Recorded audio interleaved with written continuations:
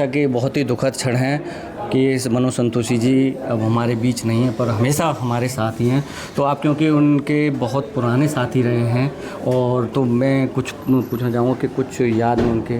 बस उनकी याद में यही है कि वो जहाँ हों खुश रहें। बाकी बहुत लंबा साथ रहा हमारा, हमने बहुत सारे सीरियल साथ साथ किए और हमेशा हमने कई ड्रामों में भी काम किया हबीब तनवीर साहब के साथ। बहुत अच्छी हमारी मित्रता रही और बहुत अच्छे पल हमने बिताए। बस इसी के साथ मैं कहना चाहता हूँ कि वो जहाँ हों हमेशा खुश रहें। अच्छा, भाभी जी घर पर है तो ख़ास उनका बहुत चहेता सीरियल था जो कि उन्होंने एक लंबे समय तक उसमें अपनी लेखनी दी, तो क्या कहना? नहीं, मेरे जीवन में भी इस सीरियल का बहुत बड़ा योगदान रहा है। मेरे क्या जितने भी एक्टर्स इसमें शामिल हुए हैं उन्होंने जो तकिया कलाम दिए, जैसे सही पकड़े हैं, जागुइयाँ के खेत में, संस्कार नाम का चीज़ है कि नहीं, तो ये सारे जो है लोगों की ज़ुबान पर अंकित हो गए हैं। तो इनकी लेखनी ने हम सबको फेमस किया है, सिर्फ सीरियल को ही नहीं, एक एक कैरेक्टर को। जैसे शोले के किरदार याद किए जाते हैं ना, ऊपर बेटा सांबा भी जो है सिर्फ इतना ही बोलता है कि हाँ पूरे 50,000, बस उसी से ये यहाँ पर भी ऐसा ही है। अच्छा, आप जैसे डायरेक्टली नहीं थी, परंतु ये है कि उनके परिवार के रूप में तो उन्हें याद करती होंगी तो कुछ? नहीं, इन्होंने कहा ना कि आज अगर तिवारी जी के नाम पे पॉपुलर है और उनको प्यार मिल रहा है तो वो सिर्फ मनोज जी के कारण। और मनोज जी इतने अच्छे इंसान रहे हैं, मैं उनसे मिली हूँ बहुत बार तो नहीं, लेकिन जब भी मिली हूँ मैं, वो एकदम सच्चे इंसान दिखते थे, एकदम उनके चेहरे से ही वही झलकता था और वो हमेशा हंसते रहते थे, मुस्कुराते थे। और एक बार तो हम गए थे एक सोमा जी के यहाँ पे जब प्रोग्राम में, तब मैंने उनका गाना सुना था और तब हमने कहा था कि इनको तो एल्बम निकालना चाहिए अपना। सो उन्हें मिस करेंगे, जल्दी चले गए वो, बस ये। मनोज संतोषी जी का जीवन मेरे जीवन में एक नई प्रेरणा लेकर आया था।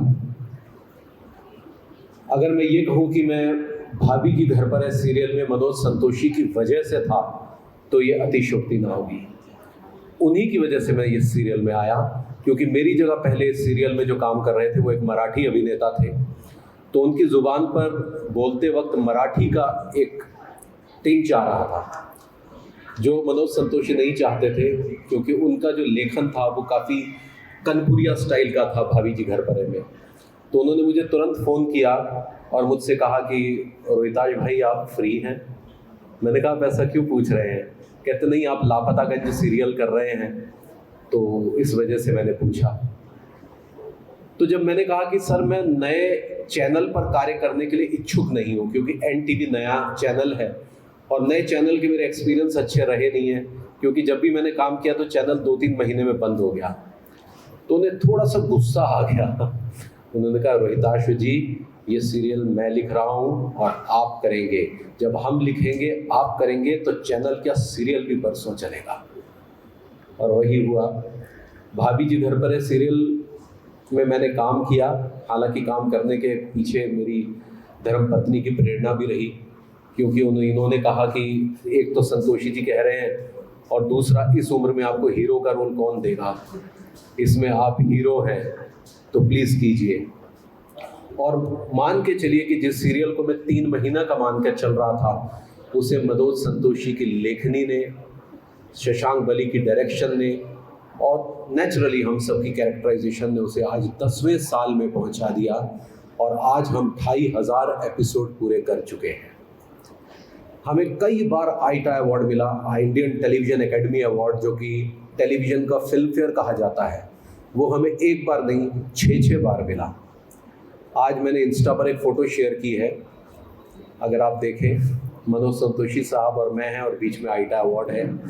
वो अंतिम फंक्शन था 8 दिसंबर का, जिसमें हम सब थे और मनोज जी के ही क्रिएशन भाभी जी घर पर है को बेस्ट पॉपुलर सीरियल का अवार्ड मिला और हम लोगों को बेस्ट कॉमिक एक्टर का।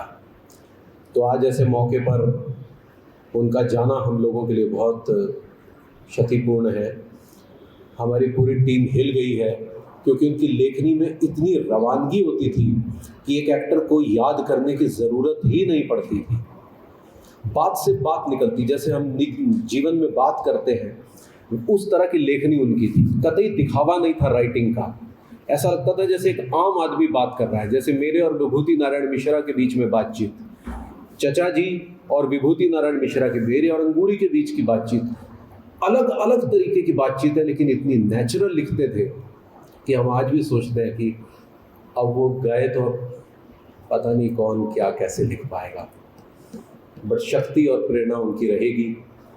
इसी आभार के साथ मैं माननीय मनोज संतोषी जी को ये तो नहीं कहूँगा कि वो चले गए, जैसा सर ने कहा, यही कहूँगा कि the light has gone out, I say, but the light will still illuminate in this country and give solace to the innumerable hearts.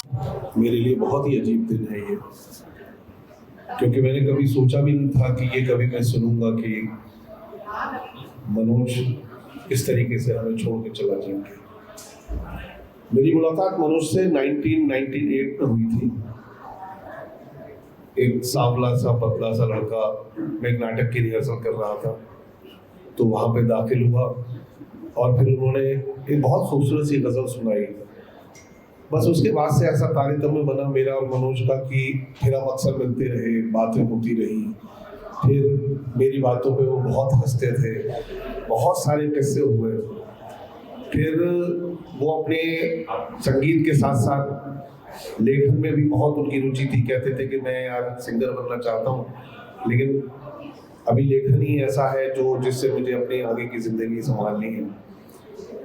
और मैं अभिनय की दुनिया में था, तो लिखते लिखते उनके जो गुरु थे उनके साथ लिखते लिखते वो इतने ज़्यादा उसमें निपुण हो गए कि बहुत ही खूबसूरत उन्होंने शोज लिखे। यस बॉस किया, यस बॉस के बाद, यस बॉस पहले उनके गुरुजी लिखते थे, फिर गुरुजी के बाद उन्होंने संभाला।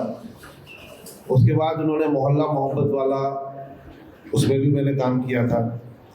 फिर वहाँ से उनकी यात्रा चलती रही और सडन फिर उन्होंने एक नया शो जो आप सबको पता है, जो पिछले 10 साल से चल रहा है, भाभी जी घर पर है, उसको जब रचित किया और जब आया वो शो तो उसने धूम मचा दी।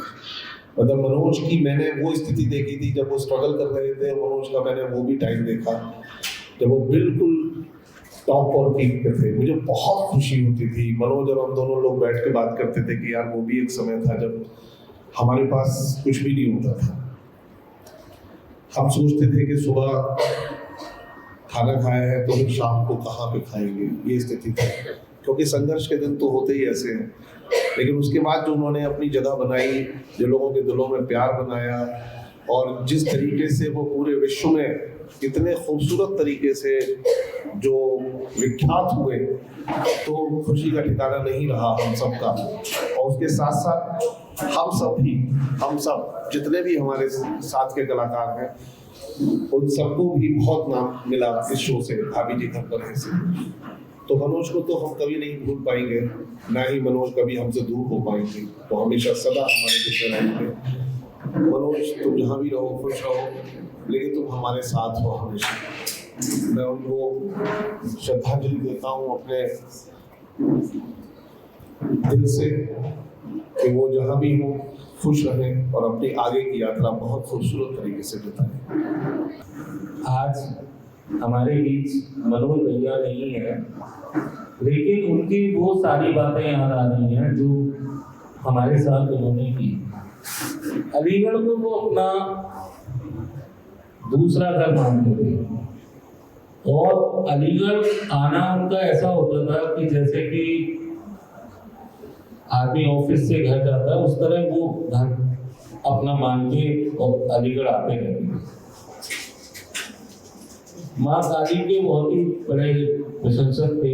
उन्होंने राम घाट पर मंदिर बनाया और हर साल काली माँ की वर्षगांठ बनाते थे उस मंदिर की।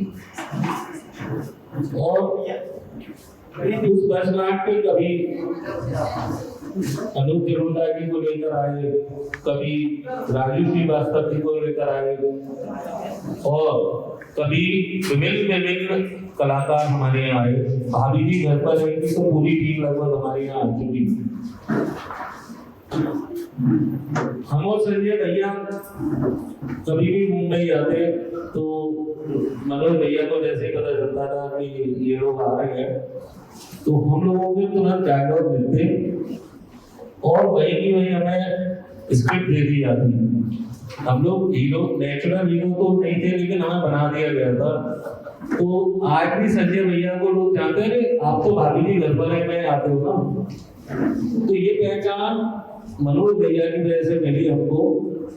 और यहाँ अनूप भाई है, रोहताश भाई है, सबसे मिलवाने का श्रेय भी मनोज भाई को ही जाता है। और आज जब भी हम भाभी जी घर पर रहेंगे, सेट पे जाते हैं, तो लगता है कि हम लोग कोई कलाकारों से मिले, ऐसे लगते हैं सब हमारे कार्य करते हैं। तो इन सब का श्रेय मनोज भैया को जाता है। दिल के इतने साफ, जो मतलब किसी की उनके मुंह पे कभी बुराई सुनी नहीं, हमेशा हर किसी की तारीफ करना। और उनकी जो शायरी है वो भी आज भी मेरे कानों में गुनगुनाती है। जब वो बोलते थे, उनका जो सुर था, बड़ा सुरीला सुर वो लेते थे। और जब मेरे पापा एक्सपायर हुए तो मनोज भाई ने कहा कि मैं 2 लाइन मैं लिख के दूंगा सुमित जी। हम लोग सोच रहे थे हम लोग क्या लिखें, तो अभी जैसे चाचा जी ने बताया था, आपकी चेतना के प्रतिपल जल रहे हैं, जो सिखाया था आपने उसी राह पर हम चल रहे हैं। तो स्टैंड उन्होंने बनाया तुरंत। आज वो हमारे बीच नहीं है, लेकिन अलीगढ़ वाले हमेशा उन्हें याद रखेंगे, क्योंकि अलीगढ़ में अगर कलाकार आए हैं तो मनोज भैया की वजह से आए हैं। अमर उजाला हो या दैनिक जागरण, कभी भी कोई कलाकार होता था तो मनोज भैया उनको साथ लेके जाते थे, इंटरव्यू करवाते थे। तो ये बड़ी हम लोग अलीगढ़ वालों के लिए बड़ी आज कह सकते हैं बदनसीबी का दिन है कि शायद वो दौर अब अलीगढ़ वालों को नहीं मिलेगा। लेकिन हम मनोज भैया के आभारी है कि उन्होंने अलीगढ़ को हमेशा याद रखा। और वो जहाँ भी हो, भगवान उनकी आत्मा को शांति दे। धन्यवाद। आज हम सब लोगों के लिए बहुत ही दुख भरा दिन है, जिसको हम वेरी सैड एंड शॉकिंग कह सकते हैं। वो है बहुत ही हृदय विदारक। मनोज जी से मेरी मुलाकात तो शायद एक ही बार हुई है, बाकी फ़ोन पे बातें होती रहती थी। कभी तबीयत ख़राब होती थी तो एक बार बॉम्बे से भी फ़ोन आया था कि डॉक्टर साहब आपने जो पहले दवा बताई थी अलीगढ़ में, उससे मुझे फ़ायदा हुआ था, कौन सी दवा दी थी। तो इस तरह से था। गाने का उनको बहुत शौक़ था। ब्रज भाषा के गाने बहुत ही अच्छे ढंग से गाते थे। यहाँ इसी हॉस्पिटल में होली का एक गीत उन्होंने इतने अच्छे सुर में गाया, हम सब लोग मतलब बहुत ही प्रभावित हुए। पुराना उन्होंने राग पे आधारित लोकगीत गाया ब्रज भाषा में होली का। तो बहुत ही बहुमुखी प्रतिभा के धनी थे, अच्छी नेचर के आदमी थे। गाने का बहुत शौक़ था। मुझसे बोले कि आप गाना गाते हैं, मैंने कहा हाँ। तो बोले आप अपने गाने भेजिए। तो मैं अभी भी मोबाइल चेक कर रहा था, मैंने अपने गाए हुए कुछ गाने उनको भेजे, तो बड़ा तारीफ उन्होंने लगी। तो क्या करें, बहुत ही समय खराब है, इतनी कम एज में उनका जाना। अलीगढ़ वासियों के लिए, पूरे देश के लिए, पूरे विश्व के लिए, जो कॉमेडी को बहुत मानते हैं, जो कॉमेडी को लाइक करते हैं, उनके लिए बहुत बड़ी क्षति है। हम भगवान से प्रार्थना करते हैं कि उनको अपने चरणों में स्थान दें, उनको यही श्रद्धांजलि। बड़े शौक से सुन रहा था ज़माना, तुम ही सो गए दास्तां कहते कहते। आज इस दुख की घड़ी में मैं स्वर्गीय मनोज संतोषी जी के बारे में जो 2 शब्द बोलना है वो बहुत ही मुश्किल है, और उन शब्दों को लाना भी बहुत मुश्किल है। बस मैं उनके बारे में इतना ही कहना चाहूँगा कि अलीगढ़ में जो उनसे मेरी मुलाकात हुई, और मैं समझता हूँ कि अलीगढ़ शहर वालों की अगर उन्होंने मुलाकात जो कराई गई, उसमें जनाब सुमित सर्राफ जी का और संजय माहेश्वरी जी का बहुत बड़ा योगदान है। उनकी वजह से हम लोगों ने खेल का प्रोग्राम स्टेडियम में कराया था, मतदाता जागरूकता कार्यक्रम में, जो 21 नवंबर 2021 को अनूप उपाध्याय जी उसमें आए हुए थे, और उन्हीं के साथ स्टेडियम में आप भी आए और वहाँ पहली मुलाकात मेरी हुई थी उनसे। और उस दौरान आज वो वीडियो चल रहा है कि जिस तरीके से अलीगढ़ के खिलाड़ी उनको कंधे पे बिठाकर, और पूरे माला से मुंह नहीं दिख रहा है, और वो लाए हैं, वो आपको घड़ी याद आ गई होगी सारी जनाब उपाध्याय जी को। बस उनसे मैं बस इतना ही कहना चाहूँगा कि जिस तरह से सुनील भाई साहब से और संजय भाई साहब से और उन लोगों से बातें होती रहती थी और बहुत कुछ बातें होती जब एक्टर के बारे में या किसी अच्छे इंसान के बारे में बात आए तो बात तो उनके बारे में रहती थी, लेकिन मैंने जो एहसास किया उनसे बात करके तो मैं सिर्फ इतना ही कहना चाहूँगा कि न पूछो गुफ्तगू में क्या असर रखता था वो, न पूछो गुफ्तगू में क्या असर रखता था वो, संग दिल को मोम करने का हुनर रखता था। संग दिल यानी बहुत टफ दिल, पत्थर दिल जो होता है, अगर उनसे कोई बात कर दे तो उसे भी वो मोम कर देते थे। तो ये उनकी जो खासियत थी, जैसा भी हमारे सीए सर ने भाई साहब ने बताया, अभी मैं वही चीज़ नोट किया वहाँ कि मार्च के महीने में आप इस दुनिया को छोड़ कर गए हैं, तो मैं उनको तो सिर्फ इस कैटेगरी में नहीं कि वो एक टीवी एक्टर थे, एक बहुत बड़े लेखक थे, वो तो थे ही, जो थे वो सभी जानते हैं। मैं तो सिर्फ उनको कहूँगा कि इसी मार्च में जो दुनिया छोड़ने वालों में महाराज शिवाजी महाराज जी भी थे, इसी मार्च के महीने में हरिवंश राय बच्चन गए, इसी मार्च के महीने में रणवीर सहाय जी गए, इसी मार्च के महीने में गोविंद बल्लभ पंत जी गए, इसी मार्च के महीने में वीवी गिरी साहब गए हैं जो राष्ट्रपति थे, इसी मार्च के महीने में लाल बहादुर शास्त्री जी गए हैं। तो ये मार्च इसी महीने मार्च के महीने में एक बड़े एक्टर और राजनीतिक एन.टी. रामाराव जी गए हैं दुनिया से, यानी उस कैटेगरी के हमारे सभी संतोषी जी थे। और रही बात, जैसा कि मैंने सुना है, उतना बारे में डिटेल हमें नहीं पता था, आप लोगों की जुबान से सुना कि, और जैसे भाई साहब ने मुझे बताया संचालन करते हुए कि आप बचपन में ही अपने माता पिता को खो दिए थे, कम उम्र में खो दिए थे। तो उनके बारे में मैंने जब वहाँ बैठे बैठे अभी पीछे हमारे प्रदीप जी बैठे हैं, तो जैसे ये बात मुझे पता चला, मुझे नहीं मालूम था, तो मैंने उस वक्त भी अपना जो घुमाया रिप्ले ये सोचा दिमाग में, तो जैसे उस महीने में माता पिता की अगर बात कही जाए तो महात्मा गांधी के पिता करमचंद जी बहुत बचपन में ही, महात्मा गांधी बहुत छोटे थे तभी उनकी डेथ हो गई। स्वामी विवेकानंद जी के पिताजी तो बहुत छोटे थे तभी उनकी डेथ हुई। डॉक्टर भीमराव अम्बेडकर की माँ जो बहुत छोटे थे तभी उनकी डेथ हुई। श्री रविंद्रनाथ टैगोर जी के माता पिता दोनों बहुत बचपन में उनकी डेथ हुई। श्री सुभाष चंद्र बोस जी बचपन में ही उनके माता पिता का उनकी माँ का स्वर्गवास हुआ था। शहीद भगत सिंह भी उसी कैटेगरी में आते हैं। तो मेरा इतना ये कहना है कि हमारे आज स्वर्गीय मनोज संतोषी जी का जो कद है, जो लेवल है, वो दुनिया में रहे हैं तो इस लेवल पर रहे हैं जिनको वो उनको एक कहा जाए कि दुनिया के प्रेरक है, प्रेरक है, इस मुल्क के, इस देश के खास जुर्म जिनकी वजह से आज हम लोग बड़े फखरी अंदाज में कहते हैं कि हम भारत माँ के लाल हैं। और उसी लाल में से एक लाल ये थे जनाब संतोषी जी। मैं इस मौके पर उन्हें श्रद्धांजलि अर्पित करता हूँ, खिराज अकीदत पेश करता हूँ और मैं ईश्वर से प्रार्थना करता हूँ कि वो उनकी आत्मा जहाँ भी रहे वो हम लोगों का उन पर विशेष आशीर्वाद बना रहे। मैं उन्हें दिल की गहराइयों से खिराज अकीदत पेश करता हूँ। इस दुख की घड़ी में आज हम सारे लोग एकत्रित हुए हैं और हमारे बीच में आज बहुत ही अच्छे लेखक जिन्होंने भाभी जी घर पर सीरियल बनाया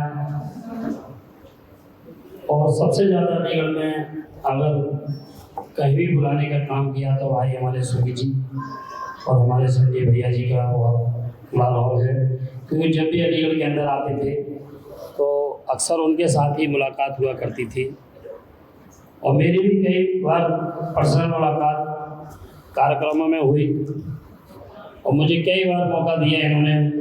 आज हमारे बीच में नहीं है हमारे मनोज संतोषी जी कि आप मुंबई आइए, किसी दिन बैठेंगे, चाय पिएंगे। मैं भी, मुझे भी उस पर टीवी में दिखाना चाहते थे। मैंने बताया भैया ऐसे समय रहता हूँ, लेकिन बहुत दुख है कि इतने जल्दी कम समय में हमारे बीच में आज वो हमारे बीच में नहीं रहे।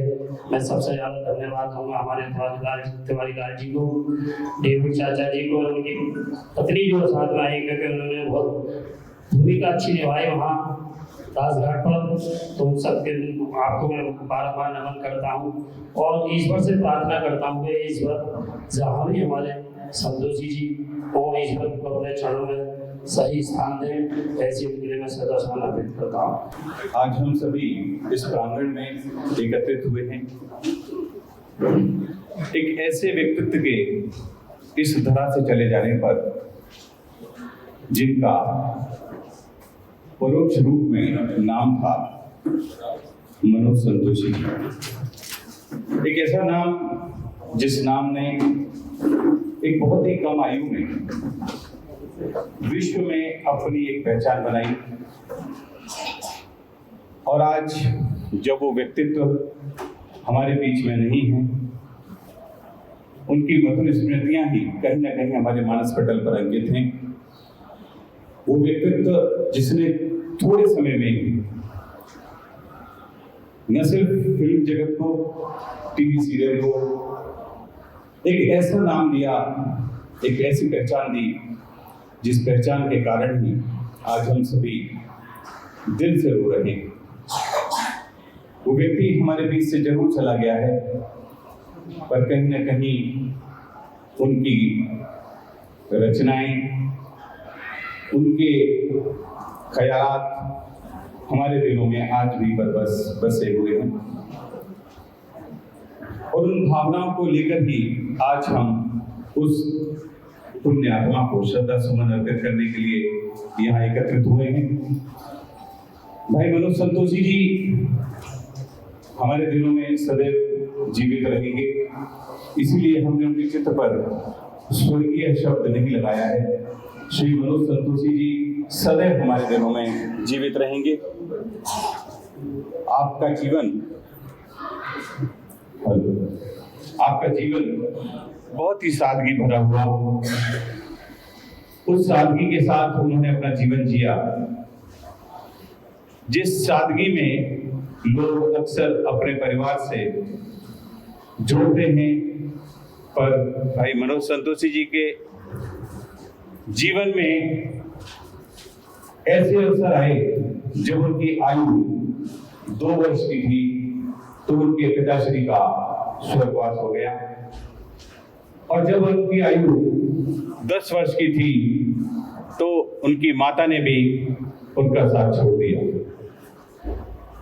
पिता श्री विश्वविद्यालय जी, माता श्रीमती सरस्वती देवी, उन्होंने एक ऐसे अनूठे पुत्र को जन्म दिया। परिवार में सबसे छोटे, 2 भाई बड़े और 2 बहनी बहनें, इन सब के साथ अपने जीवन का अध्याय शुरू किया और वे आगे बढ़ते रहे।